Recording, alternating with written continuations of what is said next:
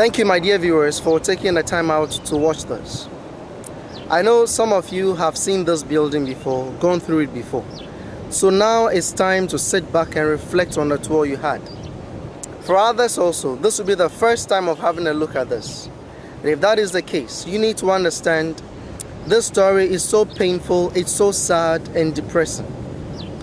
However, the motivation to do this is not to make you sad, bitter or angry, but help each and every one of us learn from these horrible mistakes of the past. Try in our own small ways to correct these mistakes by way of taking an informed and humane decisions. So collectively we can stop this from re-happening in any form in the future. And that's all this is about. This building behind me is called St. George's Castle, but is popularly known as Elmina Castle.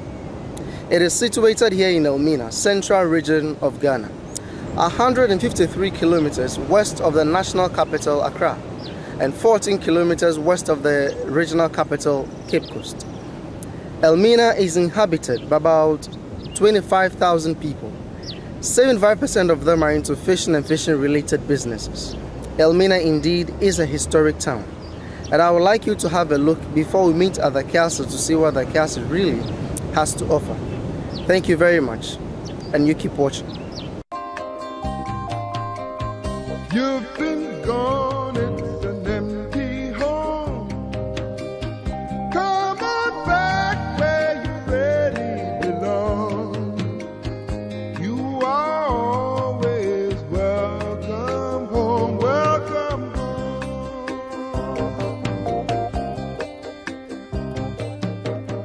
You've been kept down for much too long. Stand up, please, and say I am free. Don't forget you are welcome home, welcome home.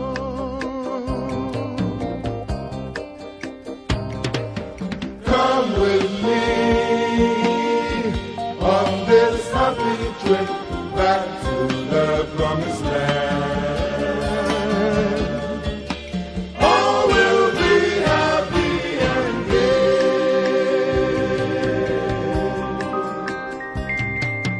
Come with me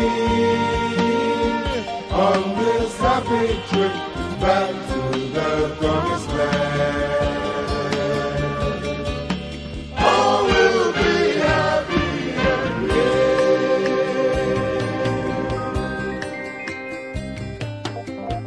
You've been gone, it's an empty home. Come on back where you really belong. You are always welcome home, welcome home. Come with me on this happy trip back to the promised land. All will be happy and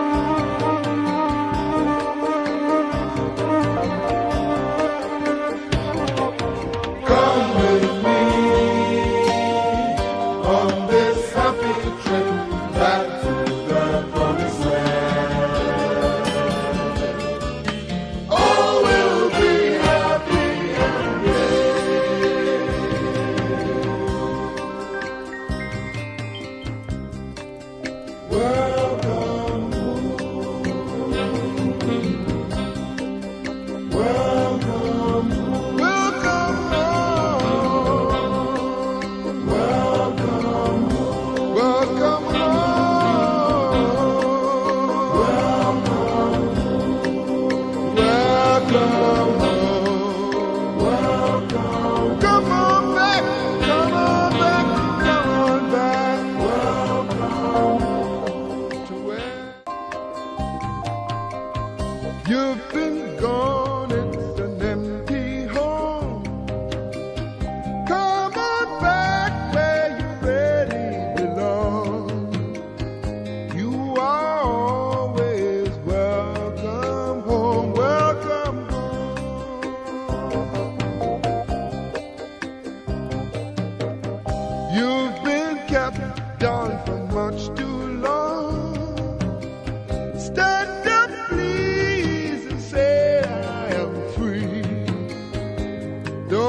forget you are welcome home, welcome home.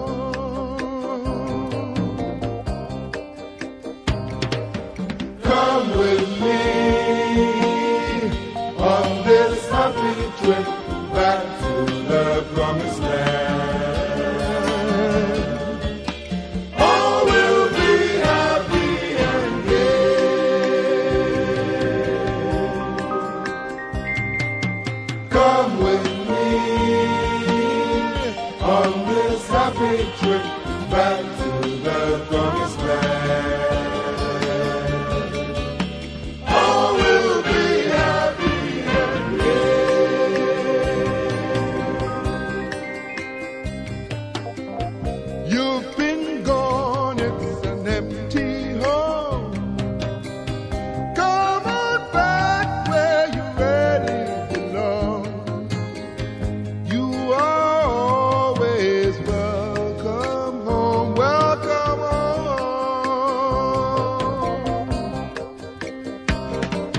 Come with me on this happy trip back to the promised land. All will be happy and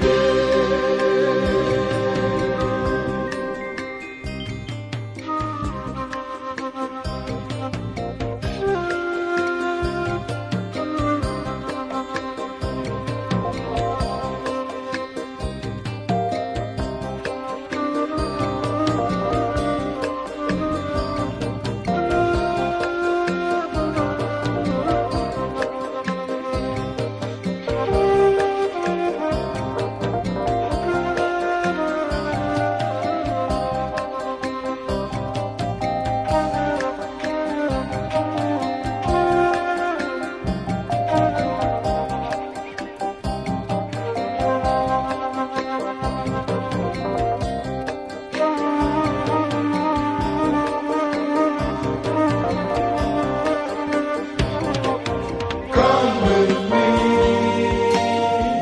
on this happy trip back to the promised land. All will be happy and gay.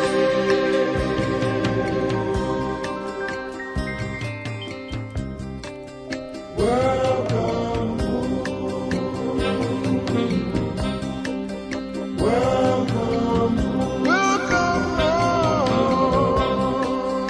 Welcome home. Welcome home. You're welcome back. Now we move on to inside the castle to see what the castle really has to offer. You've been gone, it's an empty home. Come on back where you really belong. You are always welcome home, welcome home.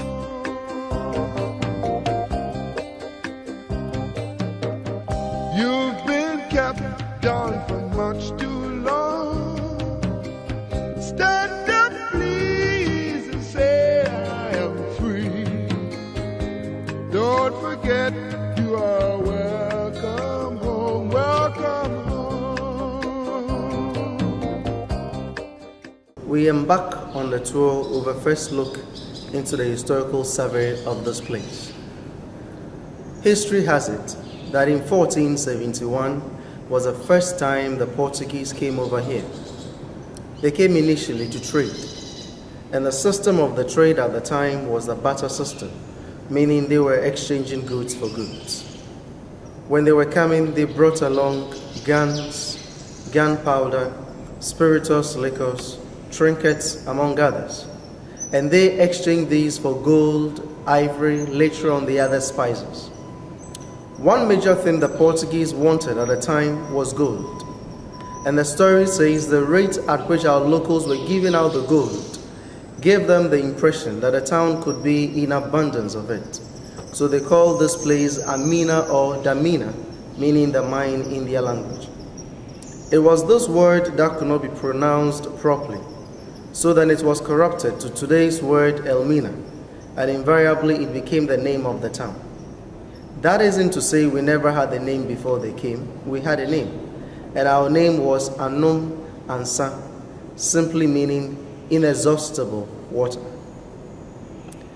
From 1471, when the Portuguese first came, there was not a single year they never showed up. However, as trade was booming, there was a need for them to get a permanent structure where they would stay much longer and probably do better trading.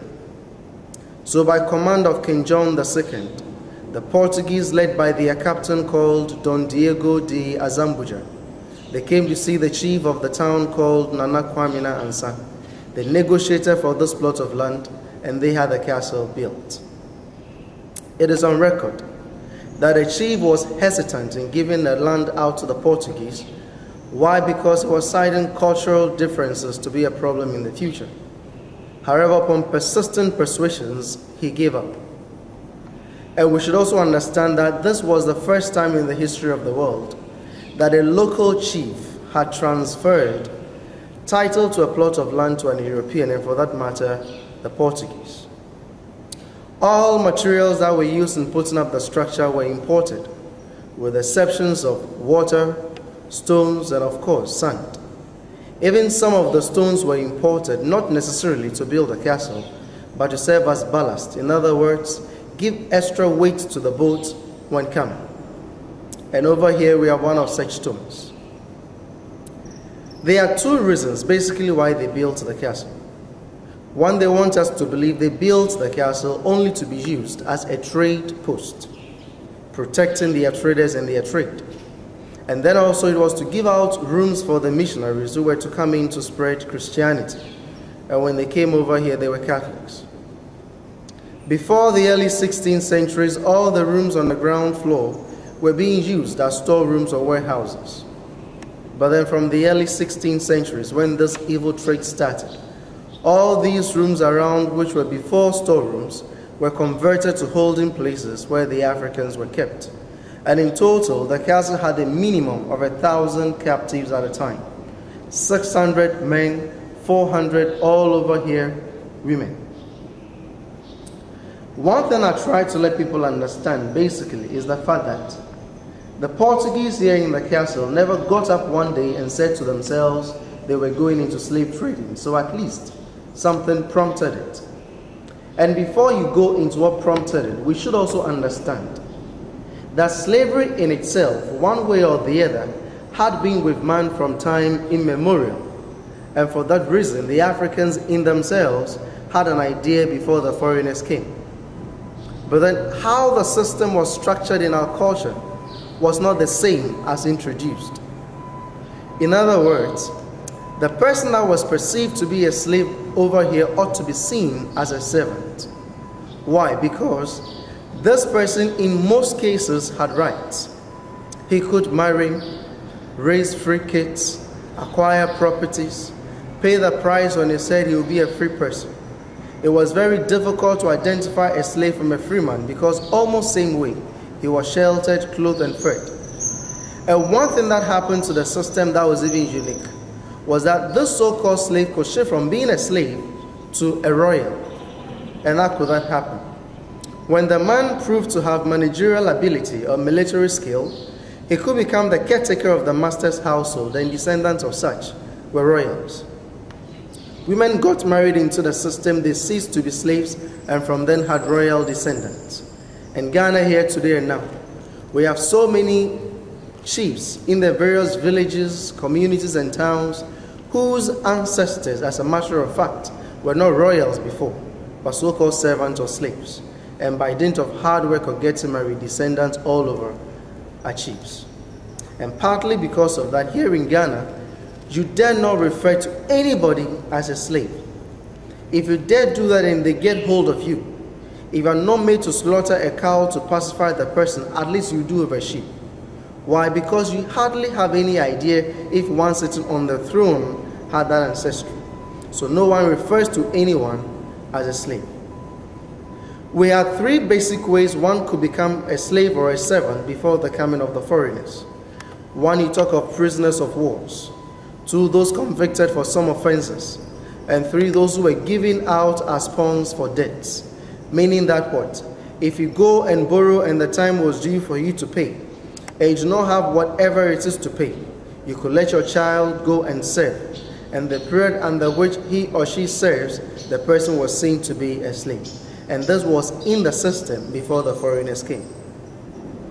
We should also understand that the fact that the Portuguese got here first in 1471 is not to say that was the first time they captured Africans from West Africa. No, they started capturing Africans long before they came over here. The first time is been established to be 1441. And the one who led the capturing, some books will use the name Antão Gonzalez, others will use the name Antonio Gonzalez, but I believe it's the same person. Some say they captured 10, others say they captured 12, from a place called Rio de Ouro, simply meaning river of gold. And to them, they had only one reason for taking the 10 or the 12, just to serve as a proof that they've been here. We got to West Africa, this is the evidence. Now when they got to Portugal, then the prince saw them and was happy for 2 reasons.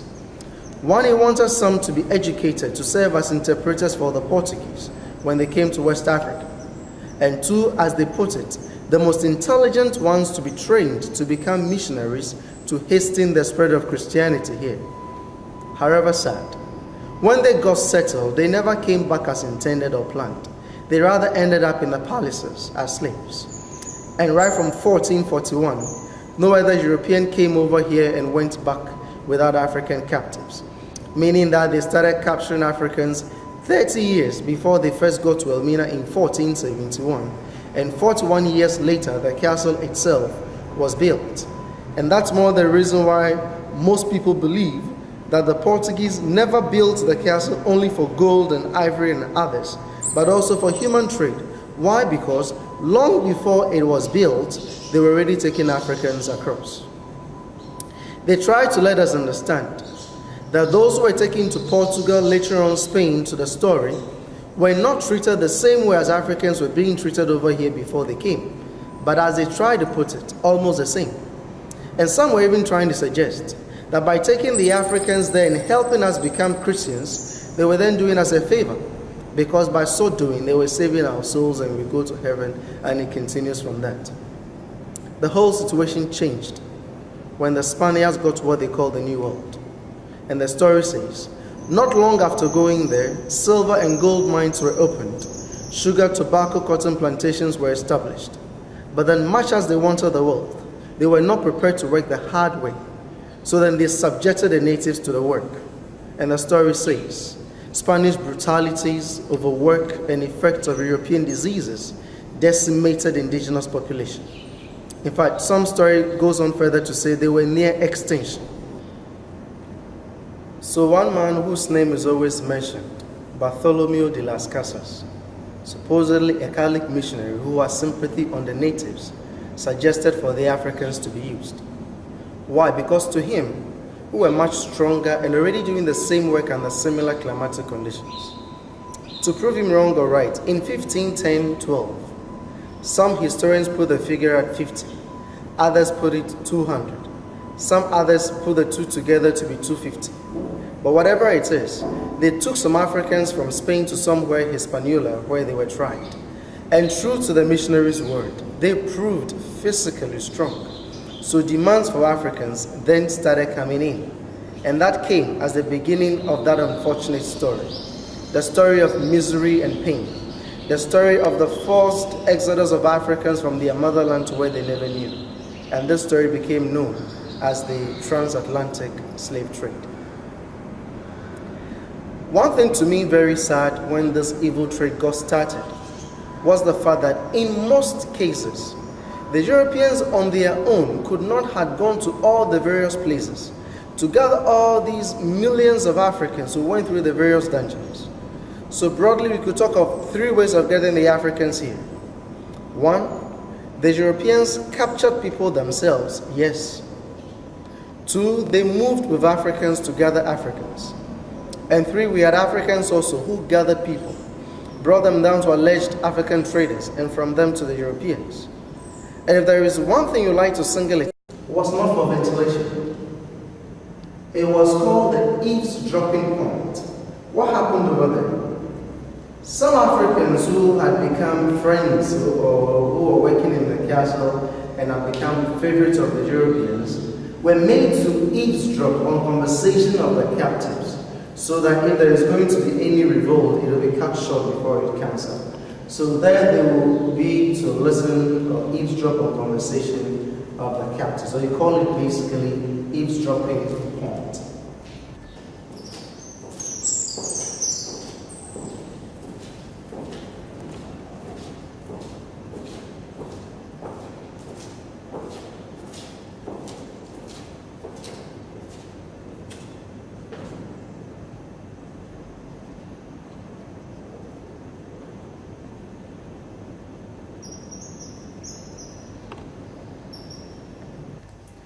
So the women came down from this point. Initially, we had steps over here where they descended. But as I indicated earlier, now we are not using the Portuguese water tank over there, so we've made a drainage so that when it rains, water will have easy way out. The men also came from that point where we just entered, and together they got finally to the room of no return. One thing we should understand was the fact that when they were brought in here, as I indicated earlier, they were separated. And I said there was not a single time they could see themselves. So where we are standing now became the first point that in rare occasions they could see themselves. Also, we should know they were not walking as freely as we could walk today. Back then they had been put back in chains, and one was chained to the other in the line of 5, 10, sometimes 15. So then you cannot go faster than the chains will let you go. Meaning that slowly they move down to the room of no return. You look at the size of the entrance and you imagine how people in chains could be made to go through a thing like this. However, bear in mind, this was exact size of the entrance for the captives as they move on to the room of no return.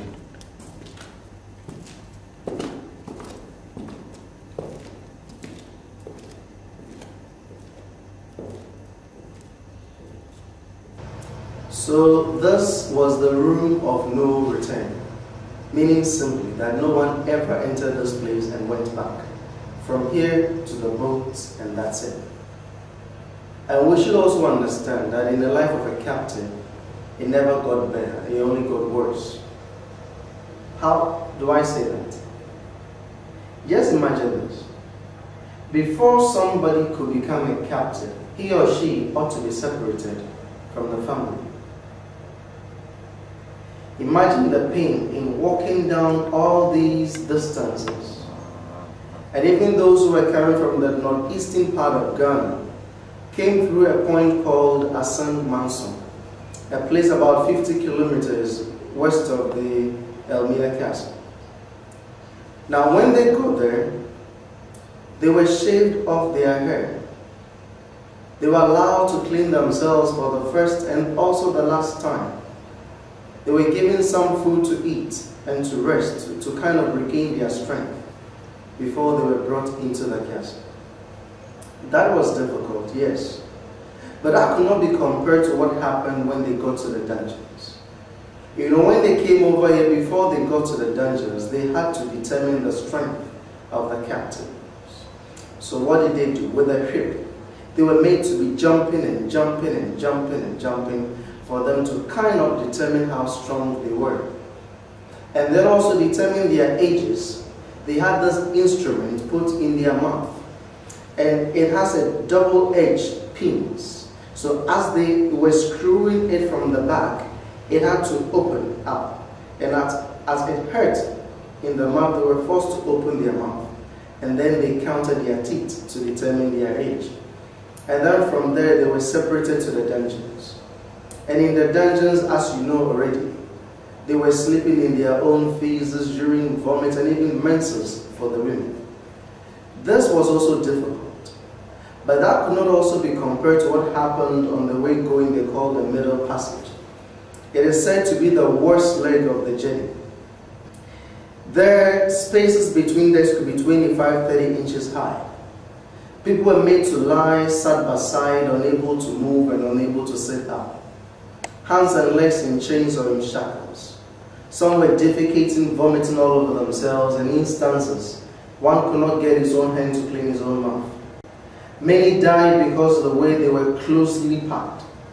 Women were sexually abused, sometimes until death. And it just became a normal thing for you to wake up to see the person beside you dead. It is even more difficult to go through some of the writings of those who were there themselves. One man called Olado Equiano, who was an Igbo captive, had this to say: "I was soon put under the decks, and there I received in my nostrils such a salutation I had not experienced my whole life.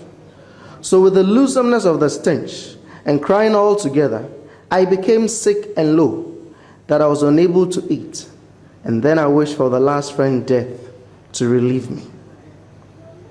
John Newton, who is accredited with the song Amazing Grace, who was one time a slave ship captain, describing the interior of a ship, had this to say: "The slaves were chained 2 and 2 together and laid in 2 rows, one above the other, on each side of the ship, close to each other like books on a shelf.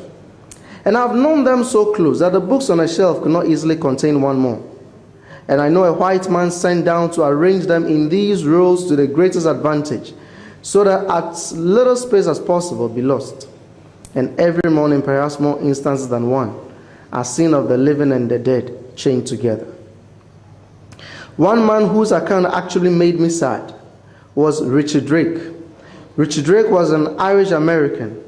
At one time on his voyage, he had this to say: "On the 8th day out at sea, I went round the half deck, holding a camphor bag in the teeth, for the stench was hideous. I saw the sick and the dying chained together. I saw pregnant women giving birth to babies whilst chained to corpses, for our drunken overseers had not gone in to remove them. Africans were literally jammed in between decks as if in a coffin, and in a coffin in that dreadful hole became to nearly 1/2 of our cargo before we reached Bahia in Brazil."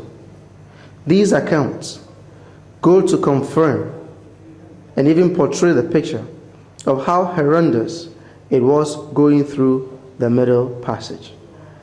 And whatever happened when they got to the other side of the Atlantic, where they were then enslaved, nothing compares to that. So progressively in the life of a captive, it only got worse. Before, when they were trading in gold, in ivory and others, the gates to the boat was from the wall here to the next one. However, when this wicked evil trade started, then they narrowed the gate to what you could see for nobody to escape, one person at a time.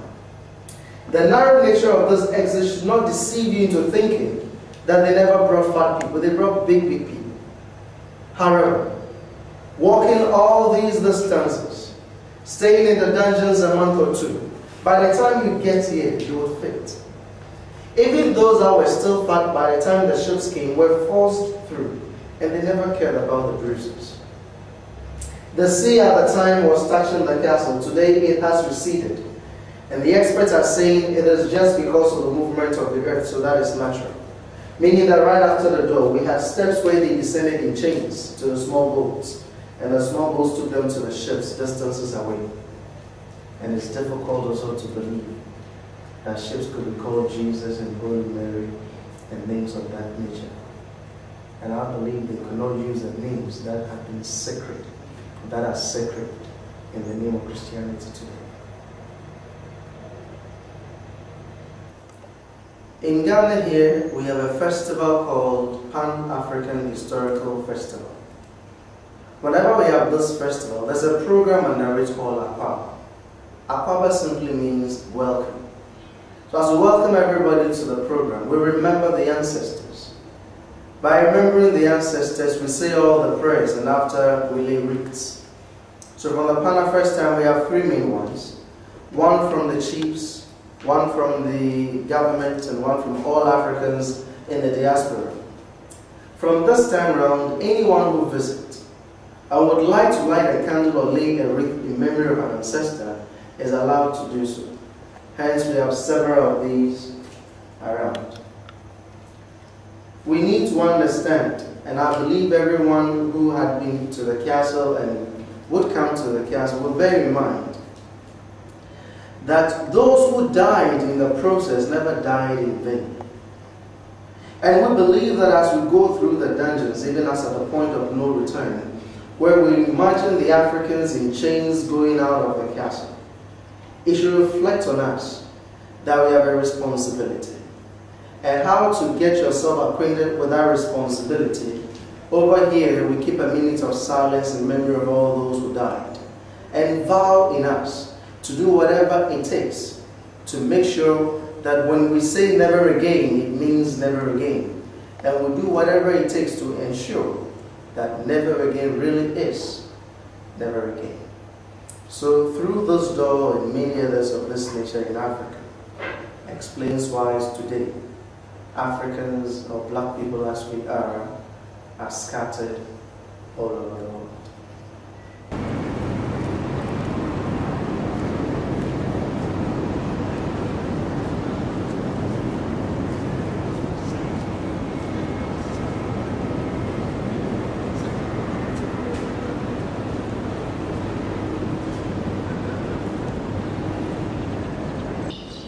Now, this was put there in memory of a Dutch governor. The man's name was L.J. van Terts. However, today you can see only the Terts. This man Terts came from Zeeland, a province in Netherlands, and he was the last Director General of the West Indies Company. He took charge over the north and the southern coast of Africa. On the 16th of January 1758, he arrived. But on the 12th of March same year, he died at the age of 41. And down here he was buried. At the time we had a pastor. The pastor's name was A. Andresi from Vera in Zeeland.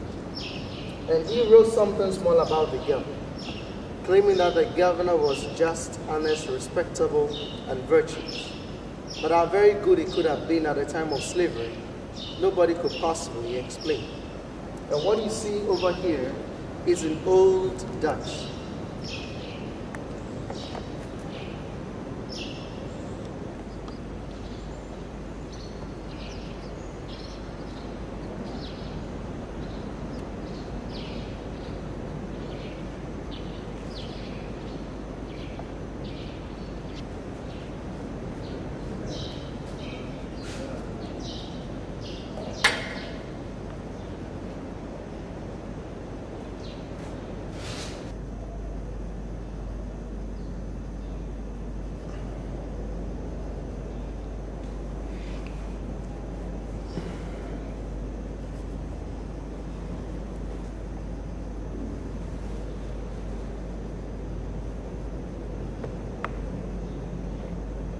So this was the nature of the sale for the Europeans.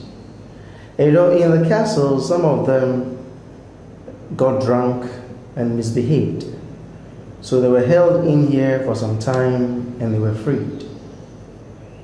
But you see, because the sale was for them, it was well ventilated.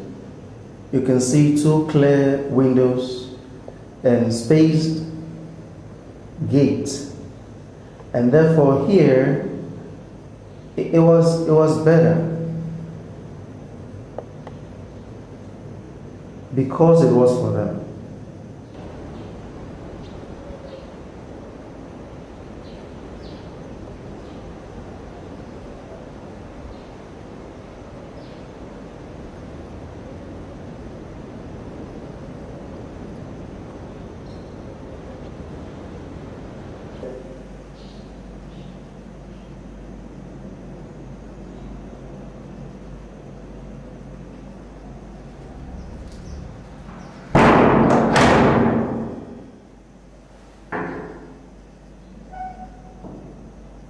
So this was the nature of the condemned sale.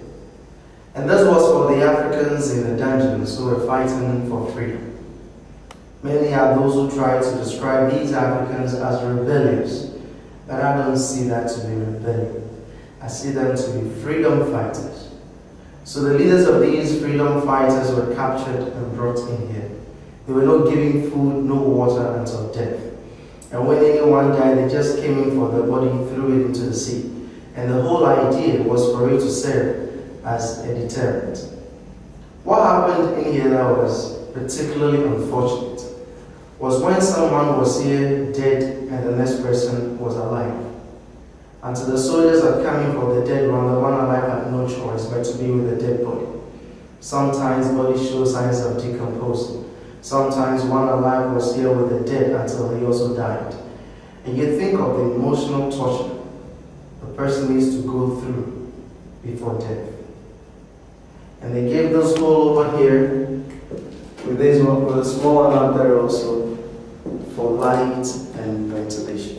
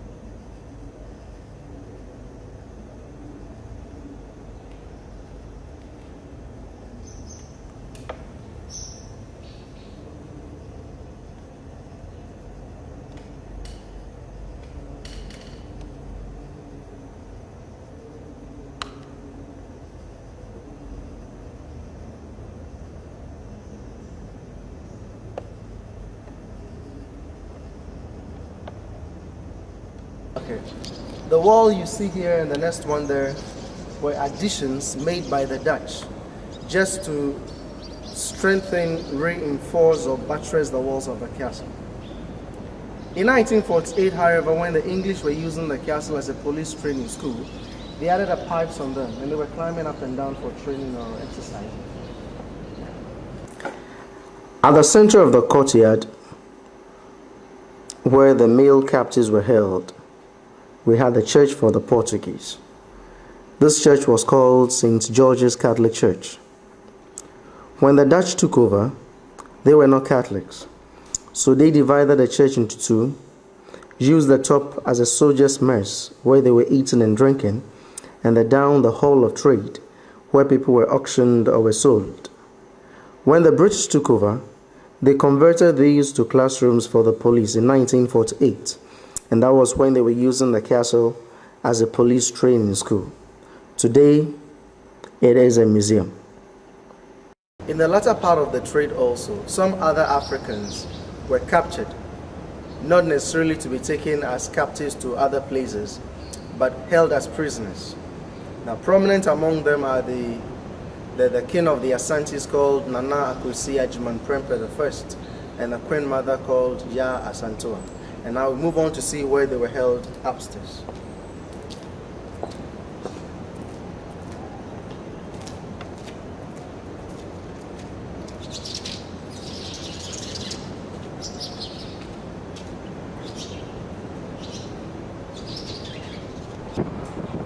It is also important to realize that all these stone tiles are original from the Dutch, and these are well over 300 years old now.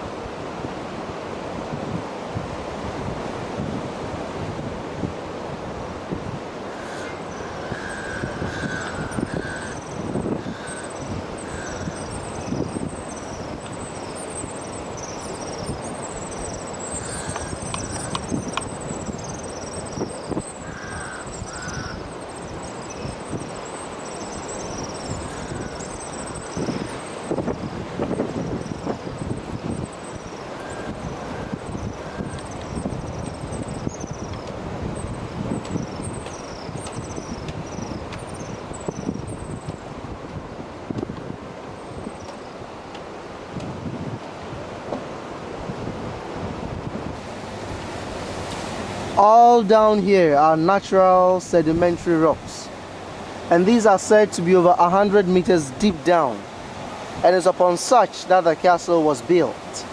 And that explains why for 525 years this is still standing and very, very strong in the year 2007.